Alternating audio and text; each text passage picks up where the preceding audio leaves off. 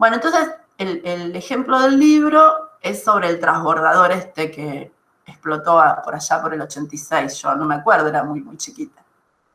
Bueno, entonces lo que ellos tenían, lo que falló es una de las juntas. Estos ORINs yo traté de buscar la traducción al español y es algo así como juntas. Pero bueno, alguna pieza falló por la temperatura, entonces en el despegue explotó. Y lo que ellos decían que tenían datos de misiones anteriores, ¿no? De ensayos. Entonces, cuando uno hace el gráfico, ¿no? Fíjense, acá eran la cantidad de daños o fallos que había tenido en función de las temperaturas. Se llama binomial Challenger.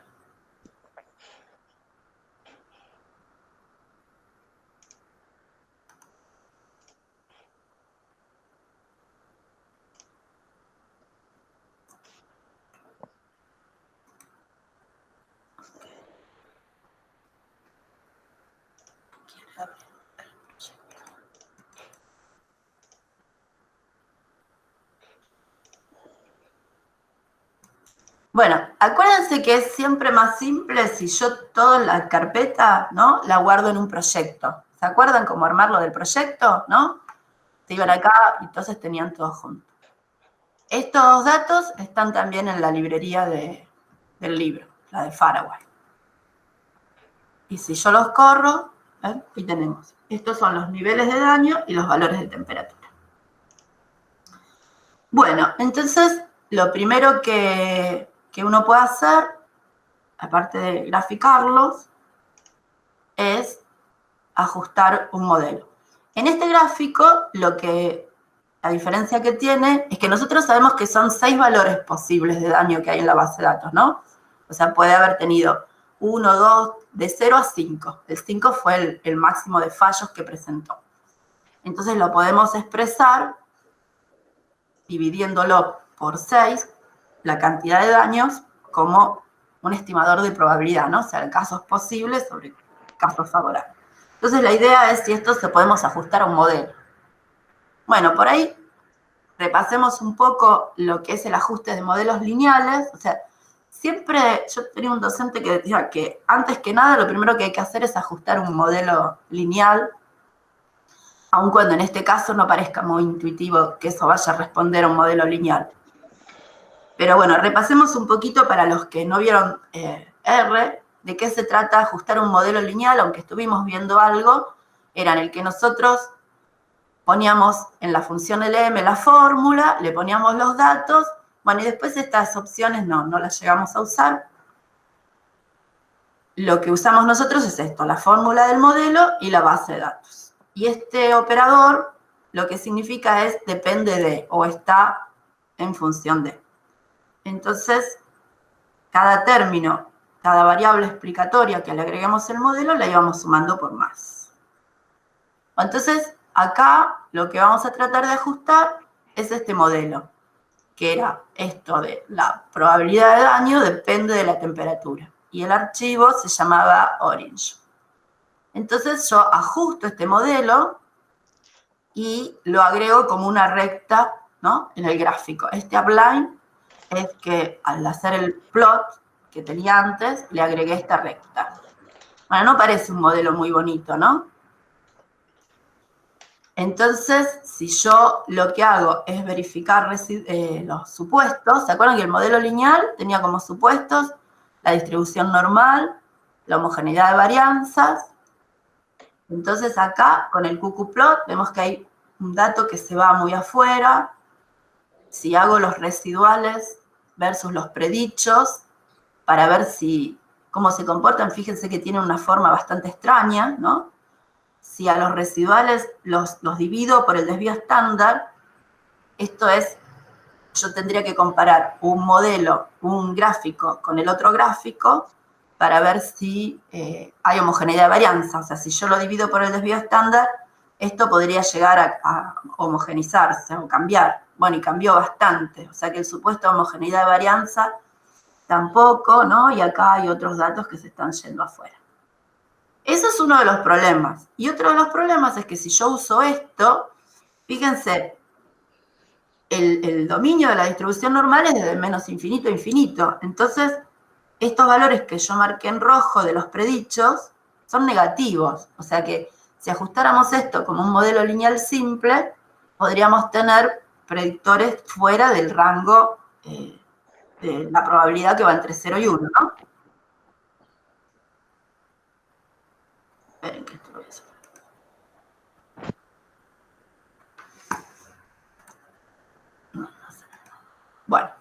Bueno, entonces esto con esta función LM,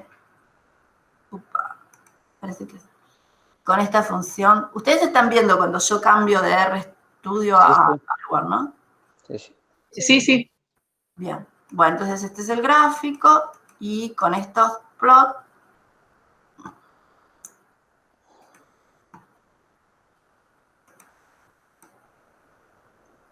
ahí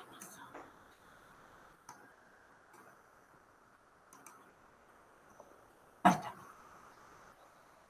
Le agrego la línea y hago los predichos. Bien. Bueno, entonces esto, ¿no? Predice fuera del rango de probabilidad, no cumple con los supuestos. Entonces vamos a ver que la distribución que tienen estos datos es otra. Vamos a repasar un poquito qué son los supuestos, porque después lo vamos a utilizar también para otros modelos, ¿no? El supuesto del modelo, ¿se acuerdan que habíamos visto la semana pasada cuando vimos el teorema de Gauss-Markov?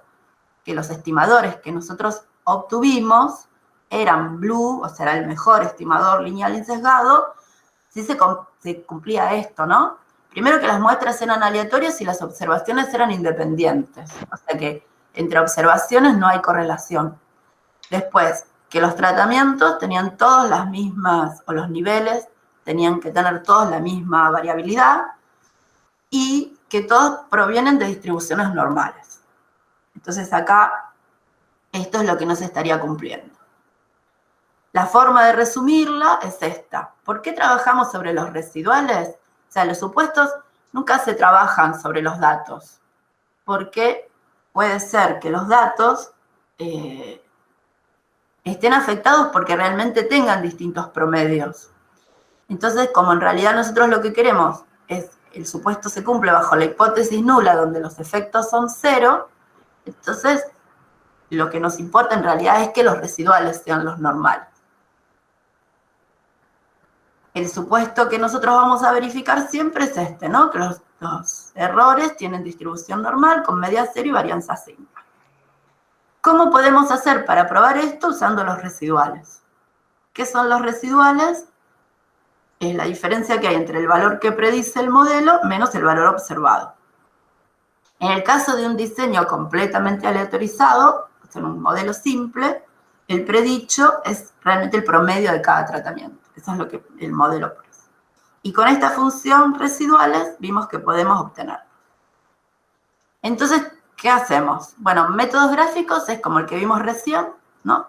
Los QQplot, los boxplot, histogramas también podemos hacer. Igual que los histogramas, cuando tenemos poquitos datos no muestran mucho. Y después había pruebas. Aparte de la prueba de Shapiro que vimos, hay otras pruebas distintas. Si buscan autores, hay varias. Y el supuesto de esta prueba es que los valores de los residuales se distribuyen en forma normal.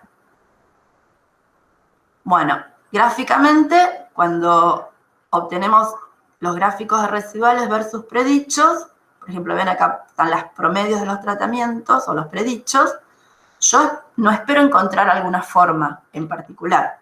Si yo encontrara algo como esto, podría sospechar que el supuesto de homogeneidad de varianza no se está cumpliendo. Bueno, entonces, esto es lo que yo les mostré hace un ratito, qué pasa con estos datos de daño en función de temperatura. O sea, no se cumple ninguno de los supuestos. Entonces. Disculpa, Teresa, no sé si se me cortó a mí o yo no escuché, pero justo cuando estabas por decir por qué nosotros miramos los residuales al analizar los supuestos, no lo escuché. ¿Me lo podrías repetir? Claro, porque en realidad, cuando vos escribís el modelo, Acuérdate, el modelo es I sub IJ, mu, más tau sub I, más TI sub J. Pero nosotros, el supuesto, siempre pedimos que se cumpla bajo la hipótesis nula. Bajo la hipótesis nula, el efecto de tau es 0. Entonces te queda que el I sub IJ es igual a mu más el épsilon. Mu es una constante. Entonces, en realidad, lo que se está pidiendo es que la distribución normal sea sobre los residuales. Porque si vos lo haces sobre esos datos, puede ser que esos taus no sean 0. Entonces vas a decir que no se cumple el supuesto de normalidad, pero vos el supuesto de normalidad necesitas que se cumpla bajo la hipótesis nula. Entonces, por eso siempre se hace sobre los residuales, ¿sí? Ah, ok, gracias. Bueno. Teresa, una consulta. Sí. Eso sería sobre la recta estimada. Sobre la distancia del dato, sobre la Claro, la diferencia que hay entre la recta estimada y el dato observado. Perfecto. La recta estimada te da el valor de predicho.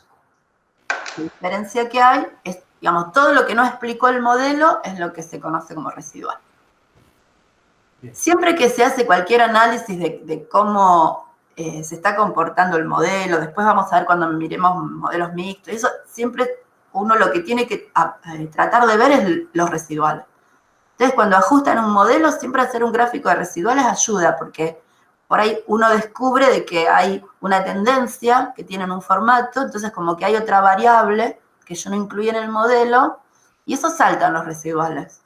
O, por ejemplo, si yo ajusto una recta, y en realidad eso era un polinomio, ¿no? De segundo grado. Si yo ajusto un modelo lineal de primer grado, y si llega a ser uno de segundo grado o un polinomio, cuando dibuje yo, lo haga el gráfico de residuales, van a ver que se queda una formita de curva. O sea que siempre está bueno, después que ustedes ajustan cualquier modelo de cualquier naturaleza, ver qué es lo que quedó, porque se supone que en el residual queda toda esa parte aleatoria, toda la parte no explicada. Así que bueno. Bueno, entonces, vamos a ver estos datos en particular, ¿por qué no podemos trabajarlos como si fueran datos de distribución normal? Que en realidad yo tomé todo esto porque es bastante común que uno trabaje en los datos sobre distribución normal o los fuercen o los transformen, pero tenemos otra batería de modelos. Entonces, ¿qué es lo que observamos? Es el número de juntas dañadas, ¿no? O sea que ya de por sí no tenemos una variable continua, sino tenemos una variable que es discreta, porque no hay 1,5 juntas, o se dañó, vieron que los valores eran 0, 1, 2, 3, hasta 5.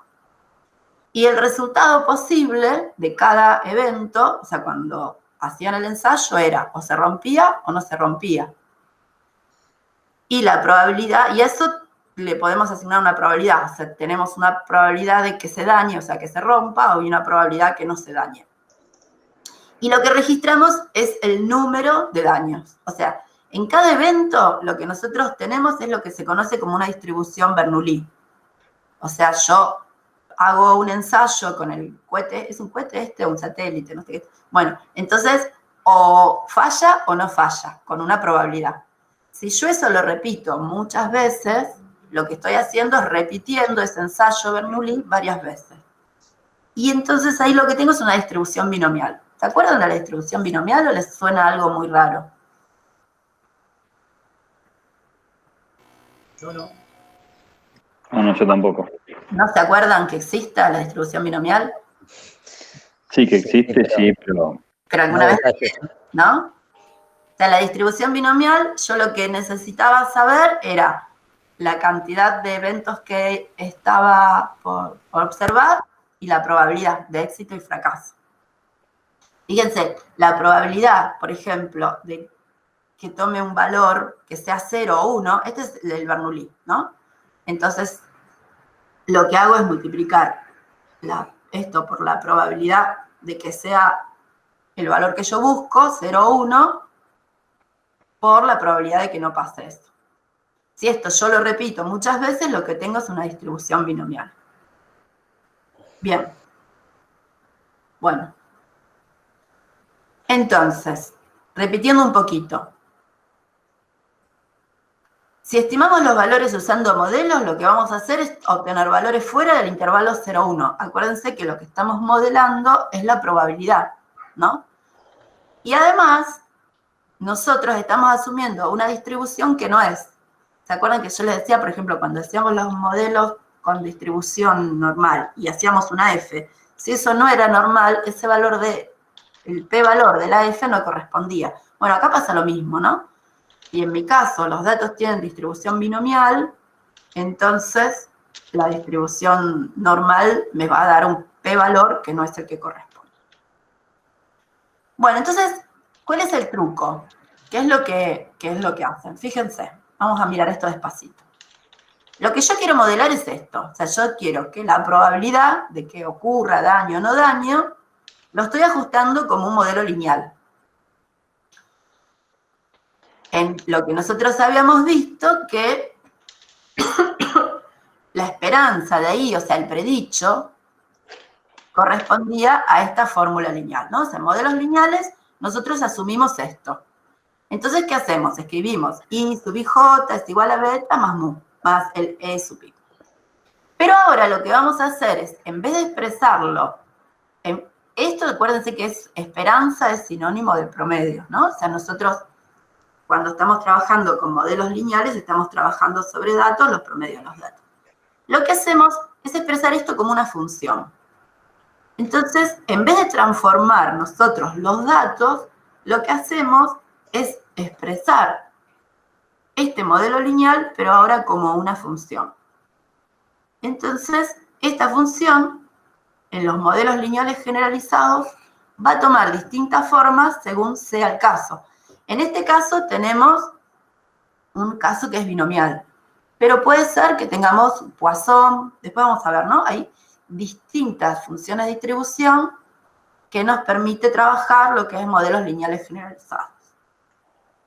Entonces, si lo que nosotros vamos a hacer es esto, o sea, vamos a expresar una función de la probabilidad, o sea, del modelo lineal, pero como función, lo que vamos a hacer es esto, vamos a decir, en vez de trabajar con los valores de P, vamos a trabajar con este cociente, P menos 1 menos P. O sea, la probabilidad de que pase sobre la probabilidad de que no pase. Y para poder linealizarlo, lo que se hace es aplicar el logaritmo. Esto, expresado así, es lo que corresponde a lo que llaman los modelos logit, ¿no? Entonces, de esta forma, el modelo va a seguir siendo x beta, pero no vamos a estar trabajando sobre los valores de P, sino vamos a estar trabajando sobre el logit de los valores de P. Hasta acá, aunque sea de forma intuitiva, ¿se entendió? Sí. Sí. Más o menos bien. ¿Sí? Sí, Teresa, yo lo único que quería preguntar es, a ver, después cuando vos, ¿qué es lo que le indicabas a la función, a la función de la variable respuesta? Eso me perdí un poco. ¿Vos le indicabas la forma que tiene? Claro. En realidad, lo que yo tengo que hacer acá, o sea, yo en vez de trabajar este modelo así, esto lo voy a convertir en una función. Entonces, en vez de tener E sub i, voy a tener G, que es una función de estos que son los promedios, ¿no? Fíjense, esta era la manera que veníamos trabajando hasta ahora el modelo lineal. Entonces, lo que vamos a hacer ahora es trabajar con una función. O sea, en vez de transformar los valores de i, lo que vamos a hacer es transformar los valores promedios de i y expresarlos como una función. La función que les vamos a aplicar en este caso va a ser esta. ¿Sí? Bueno, y esta lo que hace nos va a permitir, nos va a dar los valores dentro del rango que corresponde a la probabilidad y nos va a permitir usar la función binomial. A eso lo vamos a ver ahora. Bueno, entonces, ¿cómo trabajamos los modelos lineales generalizados? Acá vamos a tener, el modelo va a tener tres partes. Va a tener la parte aleatoria, que es la variable dependiente, la i, como la tuvimos siempre, pero estos valores de i ahora van a seguir, acá dice distribuciones de la familia exponencial. Yo no quise llenarles la presentación de fórmulas, pero la familia exponencial es una función muy general que, por ejemplo, si el exponente es la distribución normal, quedamos con un modelo lineal generalizado. Pero esa familia pueden ser binomiales, pueden ser gamas, todo depende de los parámetros que le pongan. O sea que dentro de la familia exponencial entran muchas distribuciones. La binomial es una de esas, que es la que vamos a trabajar ahora. Después, por otro lado, vamos a tener el predictor. El predictor lo vamos a escribir así, ¿no? Es lo que veníamos escribiendo antes como el modelo lineal. Pero, como esto no va a ser directamente, vamos a ponerle lo que llama una función de enlace. Y esta función de enlace nos va a decir entonces cómo vamos a transformar estos valores para poder hacer esta estimación. Entonces, fíjense, ¿cuáles serían esas funciones de enlace? O sea, la función de enlace, nosotros en el soft la vamos a escribir, no es que vamos nosotros a hacer todas estas cuentas. Si nosotros le decimos en un modelo lineal generalizado que el enlace, o sea, el enlace entre la variable que queremos, la variable dependiente y la variable independiente es la identidad, entonces no va a hacer nada, va a trabajarlo como si fuera un modelo lineal común, ¿no? Como si fuera un LM, porque ahí no está haciendo ningún tipo de transformación, o sea, es la identidad, es como si multiplicara por 1. En cambio, si yo le digo, no, mira, ¿sabés que estos datos de ahí son binomiales? Entonces el enlace que va a usar es este que yo les mostré recién, que es el logic. Si los datos vinieron de una distribución Poisson, ¿cuál es la distribución Poisson? Se da cuando yo estoy haciendo, por ejemplo, trabajando con recuentos, ¿no? Y tengo valores de probabilidad muy bajitos. Por ejemplo, cuando yo estoy trabajando con enfermedades, o cuando estoy trabajando, sí, generalmente se utiliza mucho cuando yo estoy haciendo recuentos de plagas. Después tenemos la distribución exponencial, la distribución gamma, que son otras distribuciones en particular. Pero, o sea, los modelos lineales generalizados nos permiten hacer un salto, o sea, salir de lo que es la distribución normal a estos que son distribuciones de conteo. Entonces, la diferencia que hay entre usar el link y hacer la transformación, seguramente ustedes en algunos cursos vieron que lo que yo puedo hacer cuando mi variable no es normal es transformarla. Pero las transformaciones tienen últimamente bastantes críticas, ¿no? Entonces acá, en vez de transformar la variable, lo que transformamos es esto, la esperanza, o sea, la media, y nos vamos a la distribución que le corresponde a esa variable. Teresa, una consulta con respecto al concepto de enlace. Por ejemplo, X beta con esperanza I o la identidad enlaza con Bernoulli, por ejemplo. No, con la identidad, la distribución que va a considerar que tiene es normal. ¿Sí? En realidad la Bernoulli es un evento, ahí no es una distribución que se usa. Si vos un evento Bernoulli lo repetís muchas veces, lo que tenés es un binomial. Si yo le digo, esto lo vamos a ver que se lo decimos en el soft. Si yo le digo la distribución de enlace es la logística, entonces va a asumir que la distribución es binomial. Si uso esta distribución de enlace logarítmica, va a ser Poisson. Yes. Entiendo. Bien. Bueno, acá yo les paso, pero eso después de esto les queda así como, porque me pareció interesante qué tipo de dominio tiene, ¿no? Por ejemplo, si es binomial, los valores pueden ser, binomial acuérdense que es conteo de Bernoulli, o sea, muchas veces, la Bernoulli es 0,1, o sea, se daña o no se daña, todas las que sean dicotómicas son Bernoulli. La distribución normal va de menos infinito a más infinito, ¿no? La gamma es una forma especial del H cuadrado, son valores positivos. Y entonces acá hay ejemplos, por ejemplo, cuando la distribución Poisson, ¿no? Es cuando hacemos conteos en un continuo, o sea que el tamaño de la variable va hacia infinito, o sea, no se puede, no hay un límite. En cambio, cuando una de las características de la distribución de Poisson es que la media y la varianza son iguales. Entonces acá, cuando la media aumenta, también aumenta la varianza. Entonces ahí ya sabemos que el supuesto de homogeneidad no se cumple. Bueno, esto es otro tipo de conteo, pero acá, en la distribución binomial negativa, siempre la media de la varianza es mayor a 1, son casos particulares. Bueno, después si quieren cuando veamos cada ejemplo vemos la distribución gamma es para los casos de tiempo de supervivencia. Bueno, la normal ya la estuvimos viendo. Fíjense qué es lo que pasa, ¿no? Con, por ejemplo, si mis datos tienen distribución normal, la media y la varianza se mantienen independientes. O sea, yo puedo aumentar el promedio, pero eso no significa que aumente la varianza. En cambio, en la Poisson pasa esto. Y en la binomial tengo esta forma, ¿no? O sea, si los valores son muy chiquitos de probabilidad, la varianza es chiquita, y a medida que aumenta, tengo un máximo acá en 0,5 y baja. Y la distribución gamma es esta. O sea que si yo tengo cualquiera de estas dos distribuciones, no podría asumir el supuesto de homogeneidad de varianza. Entonces, cuando vamos a ajustar un modelo lineal general, ¿cuáles serían entonces los pasos que tendríamos que seguir? Bueno, entonces primero vamos a estimar los parámetros.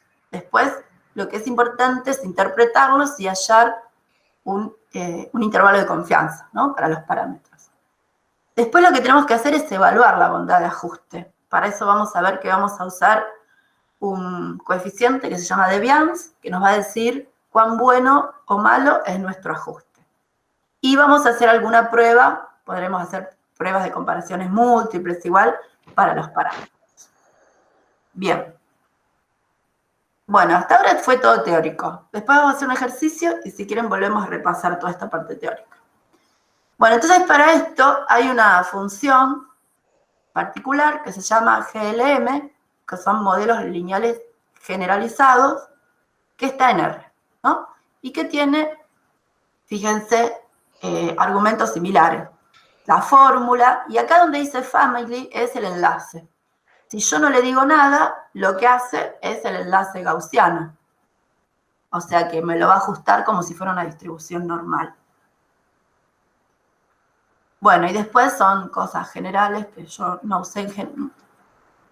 Bueno, entonces vamos a trabajar el ejemplo este de los datos de Challenger, pero como si fueran binomiales, que es lo que son, ¿no?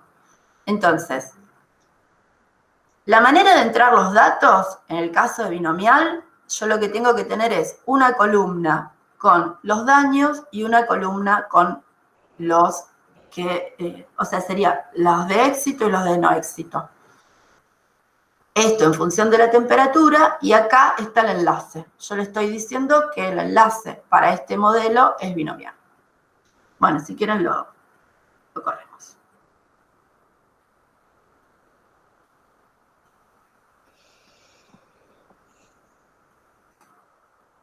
Acuérdense, miremos cómo eran los datos, ¿no? Los datos yo tengo la temperatura y tengo el daño. Entonces, acá el valor del daño fue 5. O sea que de los 6 casos, porque nosotros estamos asumiendo que hay 6 niveles posibles de daño, ¿no? O sea que se puede dar de 0 a 5. Entonces, el no daño sería acá 1. Acá sería 5. Y lo que nos pide esta función, que pongamos los dos eventos. Porque en realidad cuando hacemos algo, lo que nosotros calculamos es la probabilidad, si tenemos 6 casos posibles, que se dé 5 dañados y 1 no dañado. Si nosotros le decimos que se dañó 1, entonces la probabilidad que uno calcula es que 1 se dañó, pero los otros 5 no se dañaron. Entonces, siguiendo esa lógica, lo que pide este programa es que le pongamos esto. Esto menos 6. Y este 6 es porque son los casos posibles, ¿no? O sea que la suma de estos dos me da 6. Entonces, la función es GLM, en función de la temperatura, le digo cuál es el enlace y le digo que haga esto. Bueno, entonces, acá, fíjense, nos da el summary y con el confín sacamos los intervalos de confianza. Bueno, vamos a ver, entonces, eso. ¿Dónde está?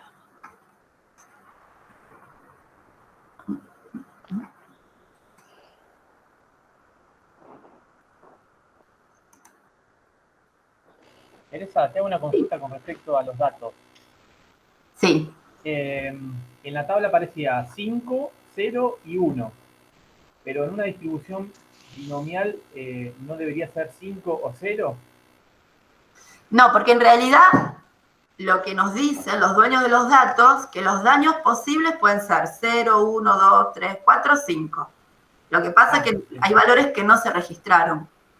Lo que te da 0, 1 es en cada evento en particular. O sea, cada evento puede ser que se dañe o no se dañe. Entonces ellos, lo que dice la tabla de datos es que hay 5 veces que se dañó. Lo que hace es el recuento de la cantidad de ensayos, cuántas veces cada vez que lo ensayaron se dañó y cuántas veces no se dañó. Perfecto. ¿Sí? Bueno. Entonces miremos esto. Acá lo que está haciendo es ajustando este modelo, ¿no? Que yo lo puse acá abajo. Entonces, este valor de beta, si yo lo quiero pasar a los valores de escala, lo que me está calculando es esto. Es el logit de P menos 1 menos P. Y acá nos está haciendo lo mismo. Después vamos a ver cómo se interpreta eso, ¿no? Y acá lo que me está dando son los indicadores de bondad de ajuste. Fíjense, esto que dice null deviance y este que dice residual deviance. Este null deviance me da una idea de cuál sería la variabilidad del modelo bajo la hipótesis nula. O sea, bajo la hipótesis nula es que la temperatura no explica nada. O sea, sería como si yo pusiera este modelo, pero en función de 1, de nada, no le pongo ninguna variable explicativa. Entonces, lo que yo voy viendo es si este valor de deviance se reduce, como para saber si este modelo ajustó. Y este valor de Akaike también es un valor que en realidad en sí mismo no tiene interpretación. Lo que hace uno a veces es ajustar distintos modelos e ir comparándolos. Si yo hice un modelo solo, no lo puedo interpretar. Bueno, entonces, ¿dónde estábamos? Hemos hecho esto. ¿Sí? Bueno, entonces fíjense, yo ajusté esto, el summary. Entonces ahora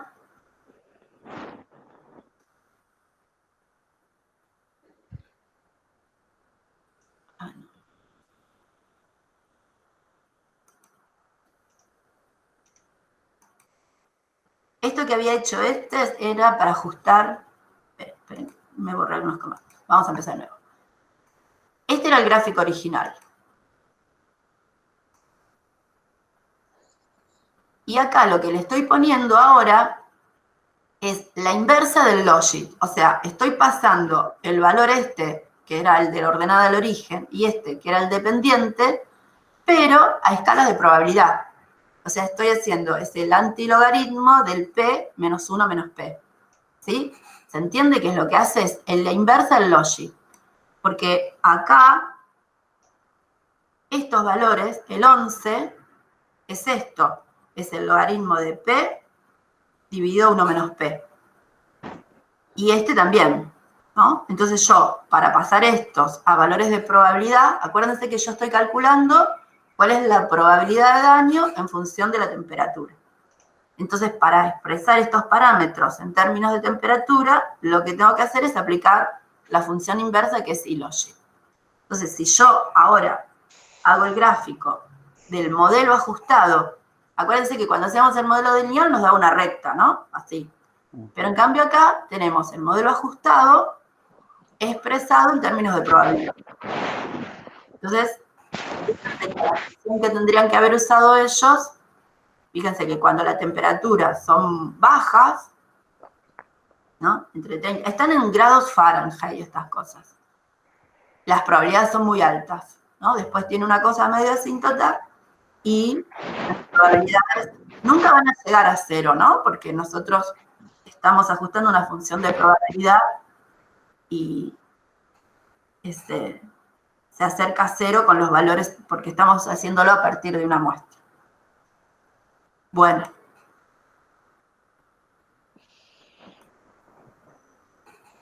Entonces, ¿hasta acá más o menos se entendió lo que estamos haciendo? Sí. Un sí tan tímido es ese. Teresa, yo no entendí una cosa.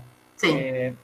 El valor que dice ahí intercepta, que es el logaritmo de p sobre 1 menos p. ¿Vos dijiste que temperatura también lo incluía? ¿O ese es el valor de X1 o de beta 1? No, el valor de beta 1 es este menos 0,21. Claro. Ah, está. Fíjate acá abajo, ¿ves? Este es beta 0, beta 1, este es el modelo que ajustamos. Sí.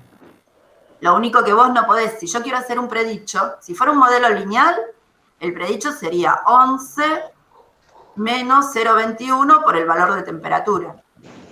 Pero como este no es un modelo lineal, es un modelo logic, lo que tengo que hacer primero es estos valores, hacerles el antilogaritmo y después obtener los valores predichos. ¿Bien? Bueno, hagamos un repaso de lo que vimos en la presentación.